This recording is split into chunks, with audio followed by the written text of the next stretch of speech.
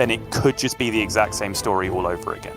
It really could, and a very interesting matchup to kick it off as well. We do have the Owl Warlock on one side with Xiaobai, but then we have this Paladin, which I feel is one of the better decks against this Warlock, because although the removal from the Warlock, is very strong against just the sort of minion per turn gameplay that Libram Paladin's looking for, it can be quite difficult to actually take down the Trogs potentially, because Paladin has access to Divine Shield buffs, decent health buffs as well, but also there are ways in which this Paladin does well against the combo itself. Carriel, the hero, as step one, and even just creating a wide board of Divine Shield sort of Death Rattle-y style minions can help just negate some of that damage, because although the Owl OTK is generally an OTK, there are ways, it's not like all those shots always go face, right? They can hit minions, which means if you have a full board of Divine Shield minions, then, well, a lot of that damage is not hitting face.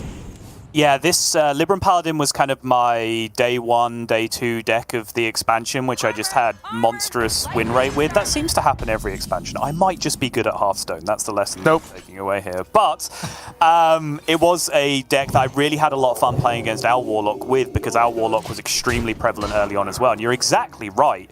And I landed in this kind of interesting balance where if I had like turn 1 Trog, turn 2 Trog or whatever, sure, slam them down, start buffing them up, see if you can actually just get that snowball effect going.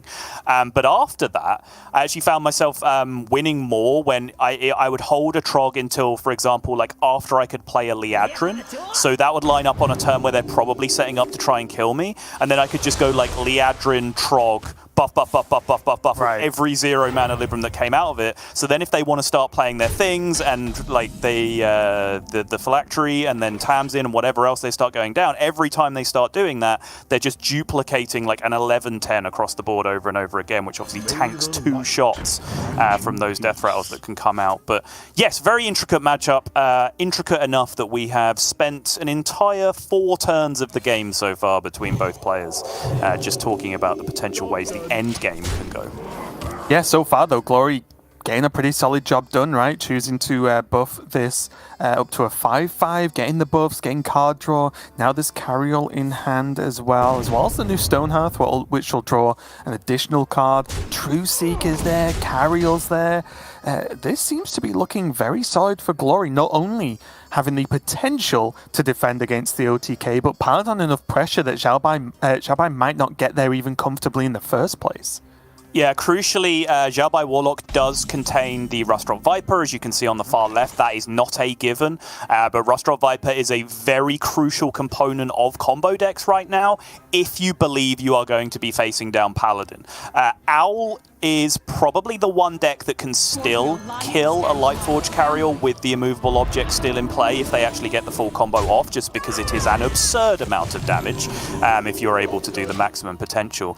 But it sure does help if you can just blast that weapon away, because if they start doing the thing, as you were saying, where you have weapon plus a big board, Divine Shield 8/8s, big Trogs, any of that stuff, that's when it starts to become a little bit tricky to get through. So Rustrot Viper on the far left here could be a very, very big deal indeed.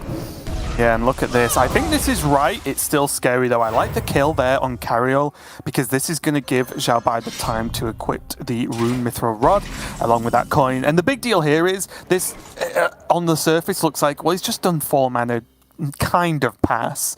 But the problem is, without doing that, look at his hand, right? He's not getting anywhere fast. Even if he saved the coin for Dreadlich, Tamsin, this 6/6 is already too big for that to AoE them down, right? And already Glory just piling on even more pressure. This is huge. And bear in mind, Carriel deals effectively like 4 damage when they're played anyway, right? Because the 2 AoE hits the opponent's face, and then the weapon can be swung for 2 as well. Yeah, I genuinely hard BM'd a very well-known player on ladder early on in the expansion, because I wrote the whole time. I counted lethal and then went, okay, I'm 1 off. So should I still go Carriel or should I do something else? Roped the entire turn, played Carriel, and had forgotten that Carriel just does 2 to face by default. And then just went, oh, oops, and then just killed them and had to send them a message to apologize. Big turn here, though, from Xiaobai. He's going to gain some armor, try and clear some of this away. The weapon does proc, but that looks close, but no. Oh, not quite close enough, actually, for Glory. It's going to be a turn away from Carriel so far. Mm-hmm. And that's a big deal. Yeah. Because as soon as those discounts start rolling in, as soon as Rod has procced once, you know that infinite possibilities can come out from the Warlock, right? As soon as a Moarg starts to get in play, the rebound ability is incredible. Multiple AoE options with Grimoire or School Spirits, multiple healing options with Drain Soul or Touch. So much ability to bounce back from these positions if you're not able to end the game super quickly. Really interesting thing here, though, is games like these are games where the Warlock often, if they have it, has to do the 3-mana Tamsin multiple removal spell with heal, right? And if that happens, it means the double combo turn doesn't happen, generally speaking, which means that there's even more chance that if Glory, I mean, we can see there's no Tamsin there of the 3-mana variety. So if Glory could have even pulled that out from Xiaobai at this point, then that's still kind of a small win for the Paladin anyway. But it's going to be Dreadlich from Xiaobai, and we'll see what is drawn. Well, right now is a bit of an issue because Xiaobai is going to 8. Drain Soul, which is in hand, will go to 11. So there's double Moarg. There is double Moarg as well, yeah. Oh, and we'll have to commit them here.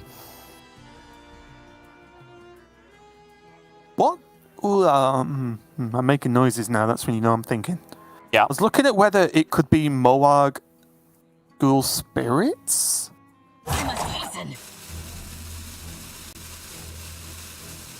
Because the problem here is the Drain Soul won't double up, right?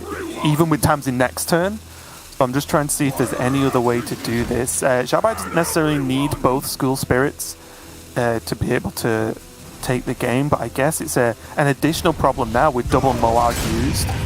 Depending on how Xiaobai procs the combo, if it's with that Wicked Shipment, then he's fine. But if it's with 3/3s, you can't actually do it with just a plain School Spirits without the Tamsin. The Insta 3-3 was a real big deal there as well for Xiaobai, really securing presence of this board. And this is why the Moargs are so huge in this matchup, right? I was talking about how with just the Drain Soul, Xiaobai would have found himself dead to 7 damage on board, plus the 2 damage from the Carriel, plus the 2 damage from the immovable object would have been exact lethal. Now, not only do the Moargs prevent that, but Paladin, Libram Paladin, doesn't really play cards that interact with Moarg in a positive way for them, right? Like, they are very, very much just vanilla 2/4s most of the time, and you're starting to see that effect now. And not bad after playing Carriel, though, because these buffs are going to start hitting Trogs, especially if Glory decides to play the Pupil first, which, again, depending on what his draw is, would look good to me, at least. To get that Pupil down. Mutinous, new terror of the meta, is just going to eat 1 Trog. There is a second one, though, from Glory, and it does mean the Mutinous doesn't get as big as it could have.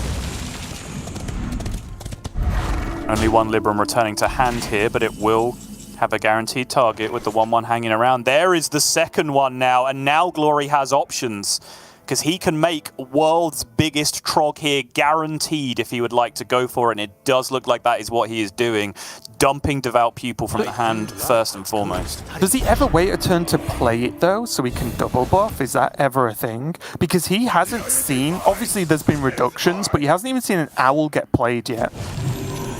That's fair. Yeah, no, I can understand that. It's a reasonable idea. But I think with the way that he has this, he's going to trade through with the weapon, right, and preserve the 1/1 on board. Yeah, so there's still multiple targets for the Owl to even have to hit.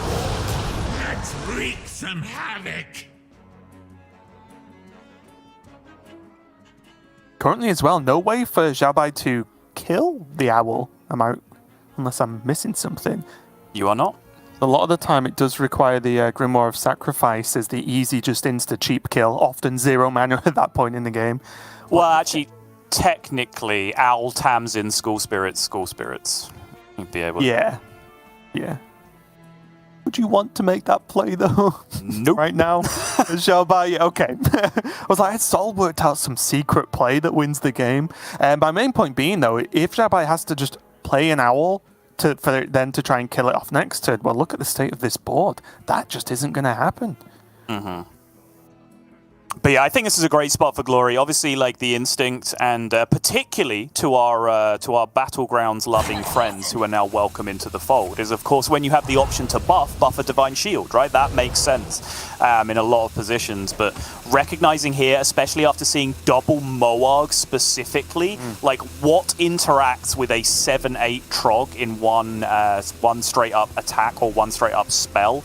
Owl is basically it. Double Owl being in Xiaobai's deck is one of the points that we did not really get a chance to cover. But just having 2 Owls in there first and foremost is a decision that we should probably have focused on a little bit more, because I do think his hand was punished by playing double Owl. The fact that he had 2 in there drew them both early on in the game. Had a very clunky hand because of it, when we could have been looking at a more flexible option instead. But you can see there, Xiaobai just basically spent that whole turn looking for a solution to a problem that didn't really exist, ended up with absolute play paralysis at the very end of it, and in the end, a very clean victory with the Paladin going over to Glory. Yeah, just not giving Xiaobai enough time, right? And when Xiaobai had to defend with the double Moarg, as you quite rightly mentioned, Moarg being able to effectively make your spells one-shot a Trog, even at high health, is huge in the matchup, but they were long gone. And again, just going to your Owl point, I completely agree, those Owls sat there for quite a while, but I think something that happened in the meta very quickly was everyone was playing one Owl, then people started playing Mutinous, and then you're like, oh, this is a problem if this gets sniped. So again, I do overall agree with the 2 Owl deck. It's just that I think Glory piled on the pressure turn after turn, even when there was AoE from Xiaobai to clear up a lot of Glory's board. Glory did just enough to get the job done. So good start there for the previous. If I can just address the Mutinous point as well. We have had this kind of effect in the game before, right, with cards like Dirty Rat, for example, that could punish big combo pieces in hand. I think if we go back then, generally the way people chose to play around that wasn't by putting extra redundant copies of things in their hand. Obviously, sometimes you don't have an option because your combo piece that we're talking about is legendary or whatever else. It was just kind of matchup specific micro decisions, like, in this example, just hold Armor Vendors, Tour Guides, that kind of thing. Just hold those in your hand, right, to play around that eventuality. I would personally rather do that kind of thing than be playing 2 Owls in my deck. But maybe I'm an idiot. I agree, not necessarily for those reasons, that yes, you were an idiot, but maybe for the things. But no, in seriousness, I think in Warlock specifically, if you look at what's available, well, if you're holding cards, you need to life tap to get to the combo and draw cards with the weapon anyway. And then suddenly, if there is a Trog on the board, well, you might not have the spells available to insta-kill it, so you'd rather have minions down. So it feels like a bit of a catch-22 situation in that specific matchup, but it does look like, so we are moving on to Xiaobai on his Libram Paladin here. Again, looks like a fairly similar list at first glance, the one Battle Master in there, as well as to expect with the Varian at the top bit. But I think most importantly here, there's Iron Deep Trog and there's buffs. Yes, no, you have summed up the deck very nicely indeed. No further analysis required. No, just kidding. Battleground Battlemaster being in the deck is certainly an interesting one. Generally, the response of Blessing of Authority is the pairing that I've been seeing going with that more often, when we've been seeing like the more aggro-based deck with a little bit more stealth, a little bit more Divine Shield, just trying to buff up those targets and land Battleground Battlemaster. But it's still a very interesting addition to the deck. I haven't generally been able to find room for it when I've played it. There's a single Broom in this copy of the deck, which honestly is a meta call, right? If you want to look at the idea of what I was talking about before, about where you stop in your meta plans. It's a good idea based on you're predicting everyone else is going to be playing the combo decks, right? Because Brooms are generally useless if everyone's playing OTK, Demon Hunter, Garrote Rogue, that kind of thing. And they can be a little bit useful against Garrote Rogue, but less so against spell-based combo decks. So cut one Broom for a thing that just kills a combo deck if they get greedy and choose to leave things on the board. That makes sense, and I think in this tournament, that's a fairly good meta read, but personally for me, for ladder, I've never been able to find room for the card in Libram Paladin. Now this is a deck right? We've got Face Hunter, right? I will say, before the expansion was released, I like this form. I think I spoke to you about it. I like this form of Face Hunter in general, with the ramming mounts in there as well, because I think a lot of players stopped at the Doggy Biscuit. But now, as you can see, Glory bringing ramming mount, there's even more of a reason to bring that card, because the deck's even better at playing that one-drop Trog and then just buff into an immortal minion that carries you through the game. And we did see the likes of that not too long ago in the Possessi versus Gabby matchup. It was Hunter versus Demon Hunter, right? Where the Trog was played. It was then, buffed in various ways, or, defended in various ways. And Gabby just had to take approximately 1 million damage from it, and then it was just too much. So I really like this way to build the Hunter. Doggy Biscuit, I think, is just universally a great card, but with the ramming mount on top, even if the Trog is cleaned up, you just have another minion already on board after the fact. Yeah, I mean, it's the equivalent of Noble Mount, right? In the Paladin side of things, that's the one that you generally fear coming out from the other side. When they turn one Trog you're like, all right, I'll put my hands against my temples and I'll work out the ways that I can interact with this based on Hand of Adal, Libram of Wisdom, whatever it ends up to be. Noble Mount, I'm going to ignore that, because if it's Noble Mount, I'm dead, right? Like, that's kind of the situation. Next game. With Trog into Doggy Biscuit a lot of the time. Glory now, you see the reaction from the turn one Trog coming down. Then Glory might just feel like he is up against it before our opening graphics even cleared the board, Raven. Glory felt like he was in trouble this game. Yes, and there's Noble Mount, not only providing Divine Shield and the Death Rattle as well, even if the Trog does die, but clearing off the Initiate for Glory. And this, it all goes downhill. There is a small light at the end of the tunnel, though. There's a Rhino and obviously an ability to get another Rhino with Warsong Wrangler. There's also Rinling's Rifle as well, which doesn't quite cleanly kill it, but you can get Explosive Trap from it. You can maybe make a Freezing Trap potential as well if it's Rinling's into the 1-1, for example, and go there. But each turn, the Trog's just forever 1 health away from a clean kill. Infuriating for Glory, I imagine. Yeah, and of course negatives being, yes, there's a Rhino there that can potentially deal with it, but it's not a Rhino that can be coined out, which is a real problem, which means it just gets to keep on trucking away over and over again. These small 1-1s are kind of playing around that Ringling's Rifle potential freezing trap kind of option that you had here.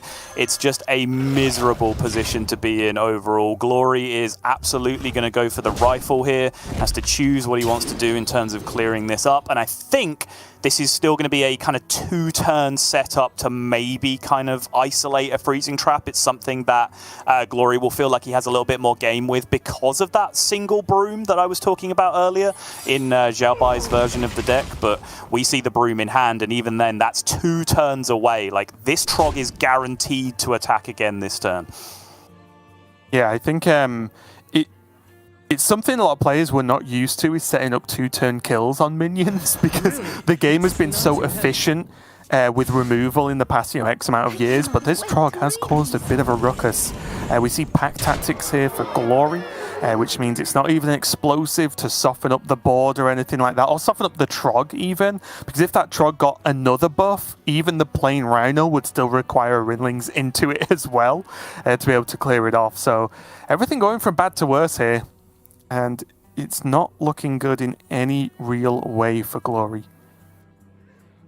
Yeah, this is just 2 series in a row, right, where we've seen Trog come out, one from a Hunter. Sometimes you are the Trog, and sometimes you just get Trogged, as this time it is the Hunter on the receiving end. Just turn after turn, it's just absolutely weapons-grade optimism, right? Of like, what can possibly go right that I'm able to kill this Trog next turn? Then next turn comes, you're not able to kill it, you just completely shift your mental state to how do I kill it the turn after? And it just never happens. This just simply has to be Rhino in. Remember, there is the 1-1 Divine Shield. Where are we going with this? Hold on, Glory. You need to inform me of these decisions. Well, I did not sign off on this. I know, yeah.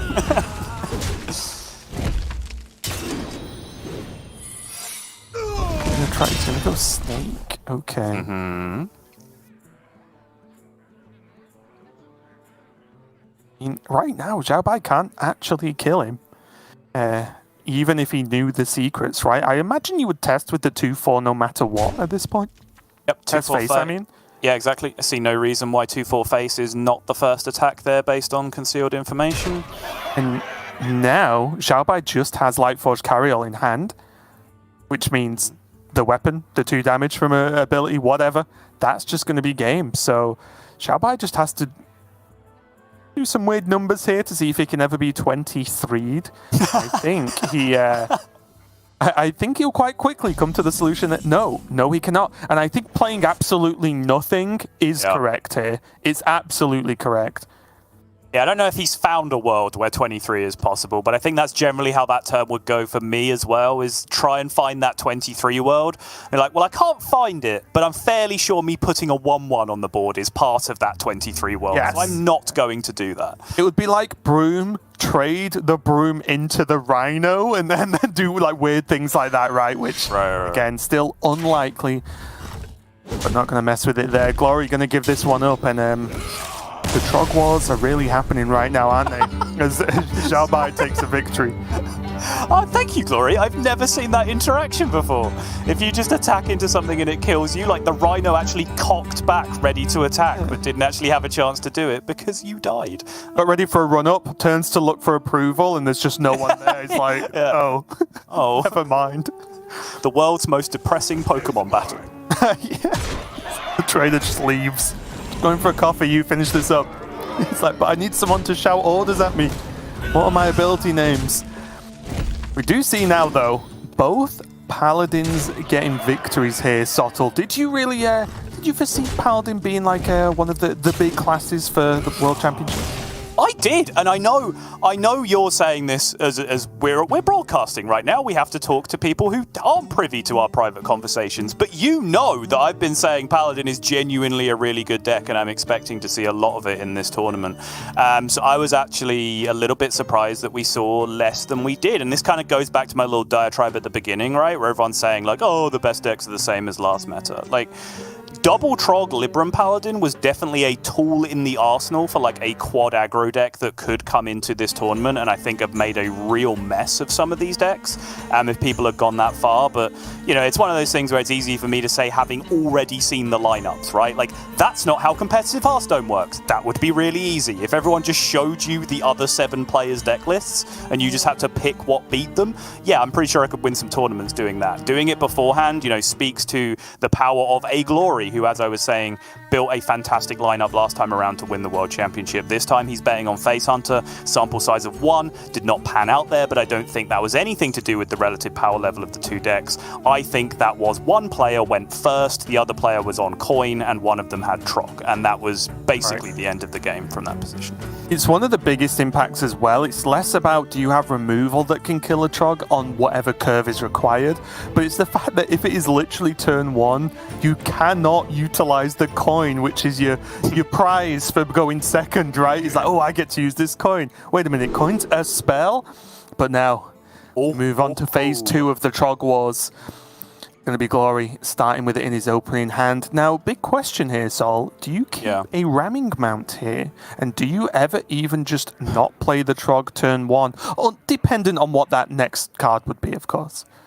Yeah, I'm not sure about the ramming mount keep, because obviously on there's a couple of threat checks that you have to go for here, right? If you play Trog on 1, you have to be touch. That's basically it. After that, you have to then think about Drain Soul, and having a 3-mana buff in your hand going first does not help you pass the Drain Soul check at that point. So I like Glory's mulligan, going a little bit more aggressive for the absolute runaway with the game curve with the Trog here. Also, it gives him options of what he's found a little bit here, which is just finding different 1-drops to go with here instead, which he does choose to do, getting the Kolek instead, because as I mentioned, there are multiple ways. Warlock, one of the best decks in the game, of being able to deal with this situation nice and early.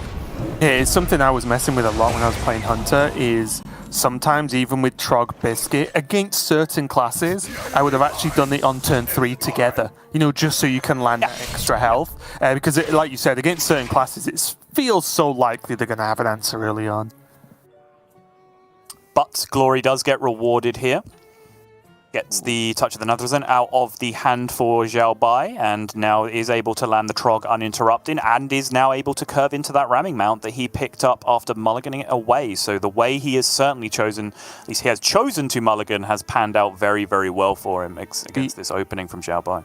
We are going to find out how many times since the expansions happened Xiaobai's woken up in the middle of the night, cold sweats, having nightmares about Trogs, because he could coin School Spirits here.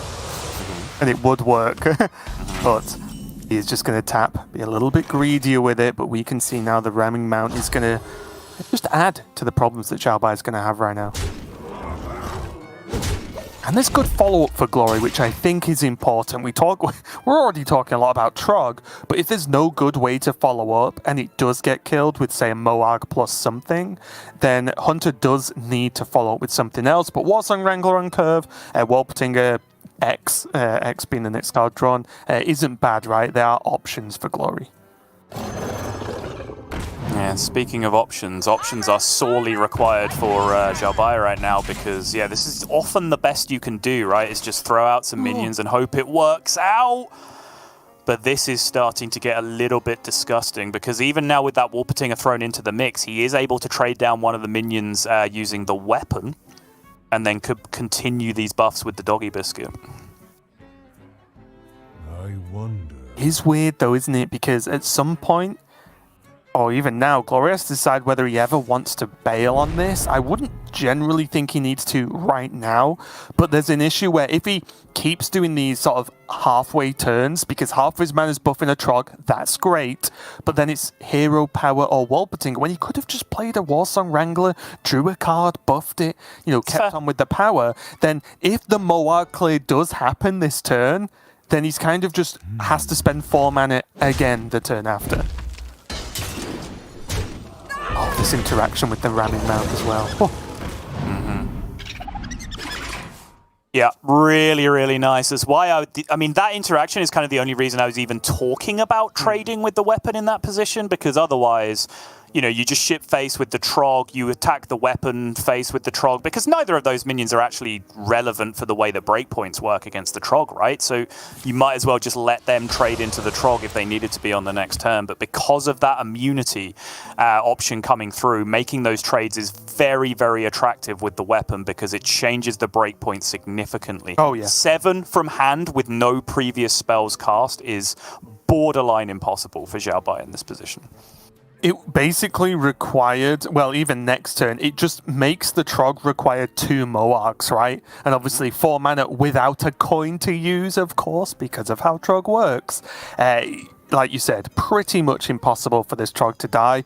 And now, interestingly enough, it does mean that Glory can actually go for the old Warsong Wrangler Wolpertinger pick if he really wants. I mean, if he was to draw there was not a card in his deck that made this turn more difficult to decide on than drawing Trampling Rhino, right? Right. Because I still like now he has the option between extra damage now or just 2 giant rhinos sat in the hand after the fact, and he's going with the 2 giant rhinos. 1 penalty point as far as I'm concerned there. Not going for the Wolpertingers, but okay. I love Sassy Raven when people play Hunter. It's the only class that brings out your inner confidence. Yeah. World champion? Nah, they're wrong. Yeah. Should have come to me for coaching. Yeah. I am also waiting for Sol to start talking about there being 2 owls in Xiaobai's hand. Again. But he's not going to, because I said that. I know. I mean, I don't want to hop on about the point. Have you ever known me to just take 1 point and run it into the ground over and over again? Yes. Oh. Right, yeah, that is me, isn't it? Yeah, no, that's right, yeah. We've cast it together for years. I am that point. Here, though, there is just nothing Xiaobai can realistically do, right? If he decides to try and clear off the rest of the board, well, of course, the Trogs start multiplying. Tamsin, is this just a trade with Wolpertingers? I guess the bonus here is he is reducing down the health of the copied Trogs, right? Yep. Slowly but surely.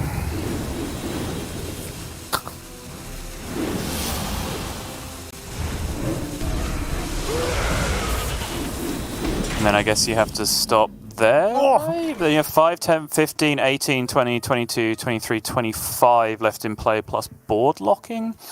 But he can trade the 1/1 and just Rhino, right? He can, yeah.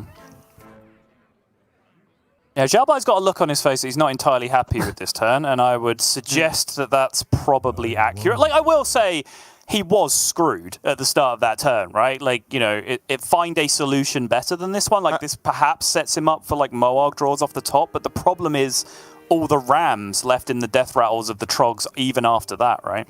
Yeah, I mean, if you really want to go far-fetched, right, he could have done the other touch to make lethal just completely not possible. I don't want to say not possible, but he could have done the other touch as well to heal and remove 5 health. But I think this is just lethal, isn't it? The Rhino. Oh, that dealing 7. I did not count it dealing 7. And he even could have, instead of using the wall putting, it doesn't matter, but he had the weapon, right? But he needed to create space for the Rhino in the first place. This was just max damage, right? Yes. Yes. So he needs a Moarg draw off the top now for Xiaobai. Doesn't find it. And there's just nothing he can do. Look at this board. Yeah. I think on reflection, like, maybe this play does make sense, because if he drew Moarg, he would have Moarg, School Spirits, and Grimoire to be able to clear up, right? Like, Moarg Grimoire would clear the board. Forget about the Rhino, right? Like, let's just pretend that's not there, because that's not what he was dealing with on the other side at the time. So you would have Moarg Grimoire to be able to blow up the board, School Spirits to then clear out the 2/2s on the other side, and still that touch to play around, like, this kind of eventuality. Yeah, the touch would work, like, one more ping to deal with that position as well. So, you know, maybe his thinking was actually coming from a good place, but I do think it was all kind of regarding a Moarg draw off the top. I think that's the out that he chose to play to with the way that he set this up. And understandably, right, because someone else suggests the better play, right, would be my question. Either go all in on drawing exactly one certain card from your deck, or do something else. I'd love for someone to point me out to something else, but Glory, hyped with the win, of course. Maybe a little bit worried, and I think that's the nature of this type of Warlock, is you are worried that somehow you're just going to die, or they'll heal for 1,000,000, because the deck does have the ability to do that, but I think the pressure was just too much. The Trog, too much to handle there, and Glory is going to go 2-1 up so far in this series, only having his Druid left now. Only having his Druid left, indeed, yes. And I'm very pleased to be seeing Druid come into this series, Raven, because I've been a fan Druid. Been a fan of Druid for quite. I've been a fan Druid, yeah. Just a large 1-1 now, industrial fan Soto. Druid. That's 1-1. That's nowhere near as bad as just introducing myself as you. Like, that's the most fundamental mistake that anyone could possibly make. Anyway, been a fan of Druid for quite some time, but I do think we've now finally reached the tipping point where Celestial Druid is silly. Consistently silly. That's the problem, right? Is I think with cards like Moonlit Guidance and Guff, the level of consistency of the deck has now just gone up through the roof. So it used to be a very spiky deck, right? Feast or Famine, get destroyed or destroy the other person. Now, the tipping of that scale is just so consistently over to the high power level options that I think this deck is a serious, serious problem, and will be throughout most of this tournament. I'm just waiting for someone to have the big brain play and put Trogs in this deck. I think that's really what it is missing, and what we've been missing from this series overall. But I do agree, and I think you'll probably be like, no, I knew this all along. But for me, it took a few games, and definitely watching some other players play this deck, to really appreciate Wildheart Guff in the list. Because initially I was like, well, does your deck even need this card, right? The deck does very powerful things with Alignment, Anaconda, the help of Moonlit Guidance, of course. And then I saw Guff get played, I was like, oh, wait a minute, that's insane, never mind. But it was just one of those cards that didn't click for me, like, straight away, because it felt like you're doing opposite things, but it does all make sense. Again, though, the Druid's not immortal, right? It does have that weakness of any sort of high aggro decks it does struggle with, even though it's a bit more consistent. And there are certain decks as well that can punish a Celestial Alignment. I think we saw in practice at some point where, like, Paladin kept just having the top end of its deck after the alignment turn, and then there's just 1,000,000 damage on board, and then you have that one turn to have the perfect hand as the Druid to answer, and if you don't, you're just dead. Yeah, but again, fighting the corner for Team Druid here, you very often just do these days, because now we've got Owls coming into the deck, we've got Gnolls coming into the deck, we've got Moonlit Guidance to tutor for those cards, we've got Lokalar the Ice Lord coming in, which is kind of brings us back to like playing around Molten Giant days, right? Like back in the past of being able to set up for those positions. So even giant board states that get generated as that classic anti-Celestial Alignment strategy, right? Keep these big cost cards in hand. Kazakus Golem for 10, right? Slam that bad boy down. Oh. Even that stuff kind of gets messed with because of the amount of raw stats that they can throw out on the other side with rush minions, charge minions, survival of the fittest. Can just immediately swing the state of the board so quickly. I think if Colossus of the Moon was around, though, we'd be having a different conversation. but yeah, we'll have to see. Here, though, KZGXiaobai going to be back on the Warlock, of course, just trying to make a bit of a better go of it this time round. No weapon available quite yet. Still got a turn or so to draw the rod, but a lot of combo pieces, but not a lot of card draw.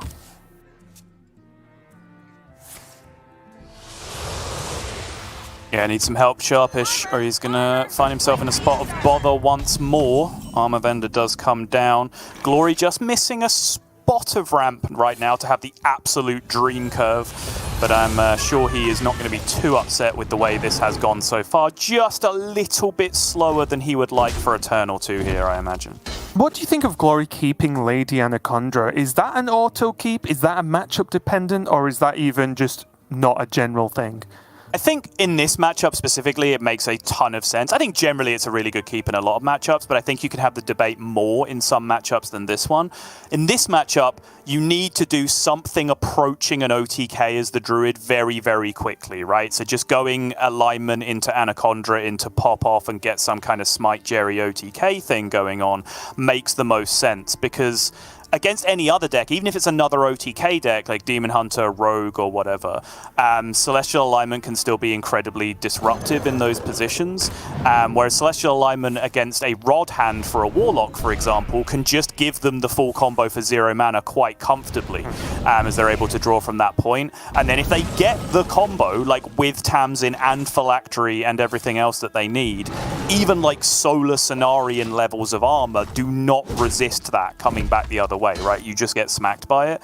So I think when you're playing against a deck that does have the potential to race you and OTK you in certain positions, just keeping your combo pieces to have them secure in your hand is a smart way of going about it.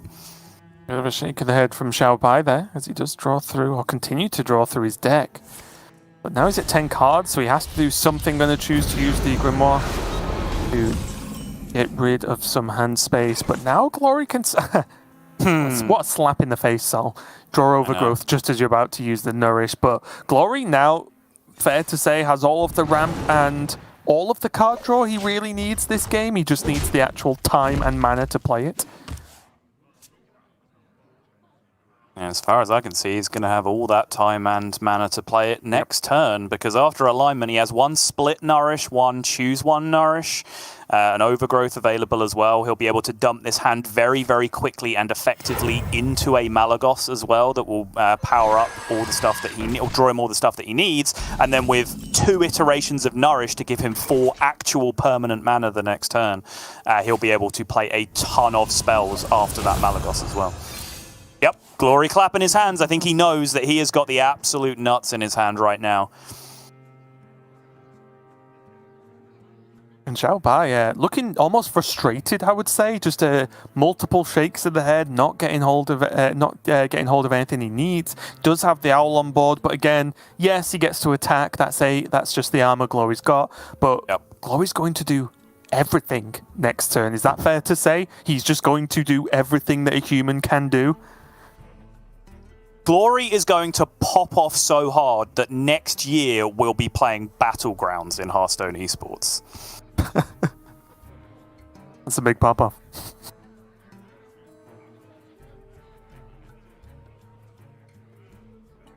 What can he even do without the rod?